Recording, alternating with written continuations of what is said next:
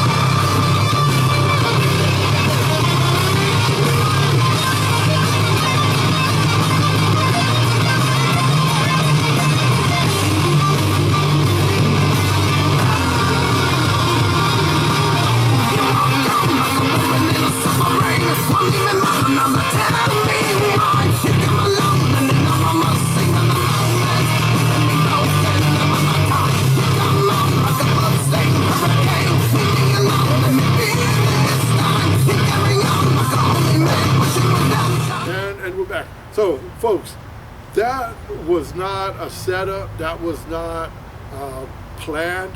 It just happened. And that happens to really great wrestlers who wins the hearts over of the fans. And as you've seen, the Hellraiser, he won a lot of fans that day. And from what I understand, there was some controversy about being in the ring too long. And, Yes, absolutely. but you can't help that. That was an organic moment that can never be duplicated, replicated, or scripted. I got back to the locker room after that match probably 30 to 40 minutes afterwards. That's only because parents were stopping me, thanking me, saying, hey, my kid's autistic. I didn't think he would jump in the ring. Was it okay? And I said, yes, it was fine. And I signed a lot of arms, a lot of babies, and a lot of papers, whatever I could sign. I signed a lot of photos on the way back. I got some heat from some wrestlers that day saying I was taking up their time in the ring, which, you know, I apologized to them then. Like, I wasn't trying to be overshadowing anybody or stepping on their glory or anything. It was an organic moment, and I probably would never have that moment again. But yeah, I lived in that moment at the time, and I went for it. Fans, I truly understand. You can't create that. It happens. It's spur of the moment. They all run in, and they all wanted to hug the Hellraiser. And the funny thing is, he was the Hellraiser. Yeah. And the kids, they still loved him. They embraced him. Yeah. And if you know anything about autistic kids, they don't really go to people. They kind of stay away. But everybody ran up to the Hellraiser. They wanted to shake his hand. They wanted to feel his vibe. And that's what you gave off that day. You gave off some really good vibes, and the crowd felt it. They knew that you were genuine. And that's what I go out there, like I tell rookies when they're training, if you don't believe your character, the fans aren't going to believe it. So, of course, I believed in myself. I believed I was a Hellraiser. I believed, in my character at the time. And, yeah, the crowd just, they felt that, and they wanted to celebrate with me, and they went in there and they did that. Nice. I had the following week, I had a similar moment at Ayer Elementary School. It was a carnival show, but this time the kids didn't rush the ring. They just swamped me outside of the ring, and as I was going back to the locker room. But yeah, I mean, something about the kids, man. They love the Hellraiser. Now, we're going to talk a little personal, a little bit. You're married, correct? Yes, married with kids. With kids, Yes. and I understand one on the way. Yes, Congratulations. thank you. Now, you have a son. Do we see a future little Hellraiser coming up, or are you going to train him if he wants to? I have wrestle? two sons. I have Two sons. my son Jeremiah, my son Christian. My son Jeremiah is 21, and my son Christian's 5. Honestly, I see a future wrestler in my daughter Ariana. Yes, my two sons, they're pretty much into video games and their own thing, which I would never force wrestling upon them because I want it to become a natural thing to them where they want to be trained and they want to go into that, atmosphere. But my daughter Ariana, when I'm watching Raw or SmackDown or catching any independents online or whatever, she's right there hooked, watching it with me. Well, even Ring of Honor, I'm watching it, even Japan stuff. I'm watching it, and she's right there with me watching. There's nothing wrong with second generation female wrestlers. Of course, we got Ric Flair's daughter. Oh, yeah. Charlotte, I believe her name is. Yes. She's really, really good. So there's nothing wrong. You train them right. You show them the ins and outs of the ring. Show them to respect the ring. Yes. You show them to respect the other workers. Absolutely. Don't have any beef with anybody. And if there is, you kill it at the moment. Absolutely. So with that said, have you had any backstage beef with any workers? Ooh. To be quite honest with you, I haven't had any beef with anybody, but people have beef with me. Absolutely. In one particular, this one wrestler, Tommy Cruz, I'll say his name. Mario Cruz is his real name. I'm just going to throw this out there for the fans because I've been quiet for 7 years, and I feel it's time to open up those doors and let the truth out. Tommy obviously dated my wife before I did, and they split up, and me and my wife got together, so that generated heat. Well, he took it to the locker room, I didn't, and that's where I draw the line. Like, you're gonna put my family into the business without them being in the business, then it becomes personal. It's not a work anymore. So what I'm about to say now is, we can sit down like men and solve this because it's ongoing, or you could just squash it and let it be. You go your way like you have, and I go my way. Enough said. No heat, no beef, nothing. Folks, that was genuine, and that wasn't even the Hellraiser speaking. That was Freddie speaking. Absolutely. Man to man, straight to the person. In this business, there is heat generated. We call it professional jealousy. We call it whatever we want, but there's sometimes it happens, and a lot of times you don't even know why. It just happens, and then they start bringing in other people to start fueling the fire. Yes, Jordan me and against this guy or Jordan. I've been there before. I understand what it is. I'm the type that I like to just squash it. Yeah. Hey, let's have a sit down. Let's talk about this, and it's over. The thing about it is, people ask me all the time, like mutual friends, are you opposed to working with him? I'm not. I'm all for the business. I would even let what was said in the locker room, because there was some nasty things said about my wife in the locker room, which had no place. I'm willing to let all that go and be men and be brothers that we once were, because I did consider him a brother, and I know at one time he considered me. I know his feelings are hurt. I know he feels betrayed. And like I said before, it's between me and him. We should have a sit down. I mean, I know people escalated and said, oh, he's going to do this, he's going to do that. That was never the case. He's had my number. He could have called. He could have emailed. He could have texted. He could have whatever. Don't believe the hype. Don't believe the rumors. Come straight to the source. So, that goes for any rookie out there either. You ever have heat or you think there's heat, go to the source, man. Don't feed into the online bullcrap, because there's trolls out there willing to manipulate people's lives and escalate it for their own pleasure. That's it. Well, folks, a little insight on the wrestling scene. When they bring in the personal, the family-wise, it's agreed upon both wrestlers. Say like, I'm going to say something about Freddie's family, and he okays it. And I say, okay, you can say something, and we both know we don't mean it. So it's written in. A work shoot. It's a work shoot. But when you say something against, with the guy not even knowing, and you're shooting on him, then it becomes a personal thing. So we try to stay away from the personal thing and just go by what what we're doing. Go by script. Or Freddie's going to hit me with the chair, and he's going to have my wife slap me, or whatever the case. And oh yeah, that sounds good. Yeah, have my wife betray me in the ring. Vince McMahon does that all the time with his family. He brought in his family in. Shane. He brought in Stephanie. How many times we've seen Stephanie slap him? Or how many times Vince fought his son Shane? It was written in, and they were backstage laughing about it. But this year, it was a real shoot. And and I know Hellraiser personally. I know very, very well. And the Hellraiser I know is a whole completely different than the one that's inside the ring. Very, very nice gentleman, very respectable man. And that's what I love about him. He's going to tell you straight, you don't like it, then don't cross him.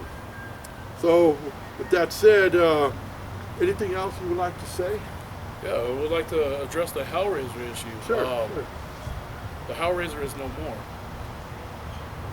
For the sake of my fans that are young children and everything, I want to present myself as a role model and a better person and a better character for them. I mean, I'm pretty sure their parents don't want them running around saying Hellraiser. So, this going forward, I'm going to be the Rampage Freddie Raymond. And you're going to see a different side of Freddie Raymond altogether. A different style, different everything. Different everything. Yes. Well, there you have it, folks. You heard it here on Wrestling Talk with Juan El Guapo. No more Hellraiser. He's retired. We got the Rampage, Freddie Raymond, coming straight at you. And I can understand, you're a role model. Folks, as wrestlers, we don't ask to be role models. It just happens. We don't ask to be loved by fans or hated by fans. It happens. And if we're role models, then we're gonna have to stick to it. Yeah, if you're a heel, yeah, you can try to be a good role model, be a good heel, but it just happens. I was told that one time. Said, I'm not a role model. I'm nobody's role model. Your dad or your grandfather or somebody you look up to, that's your role model. I'm just a wrestler. But this kid just liked me so much that I was his role model. So during the match, I had to do some kind of nice stuff because he was watching me. And we were joking around the other day, and I said, when your son goes to school and his teacher says, well, what does your daddy do for a living? Oh, my daddy's a wrestler. Well, what does he go by? A Hellraiser. Imagine the teacher's face. What? Yeah. So I can understand absolutely, that. Yeah. I can understand that, switching to Rampage, and I thank you for sharing that on the show. It's great. I mean, thank you for showing up. I appreciate you. I appreciate you having me. Yes, sir. Now, folks, listen. This talk show is for anybody. Any indie wrestler, anybody who wants to come and promote themselves. If you're a champion, if you have a show coming up, this show is for you. Just email me, UCWA Wrestling 2020 at gmail.com. Drop me a line. We'll set something up. Come over here to the studio. We'll sit down and we'll talk. We'll have some fun. Make new friends. Please leave a comment or what would you like about the show or what you didn't like about the show. It doesn't matter. I would love to hear from the fans, and I'm sure we can get the Rampage's email up there, and you can write to him. Maybe we'll slam you an autograph picture or something. But I want to thank you. My next guest is going to be the president of UCWA, C.R. Solis. He will be with us next. You're not going to want to miss this.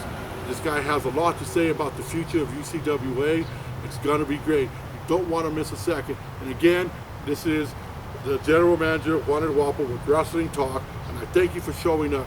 You guys take care, and I'm out.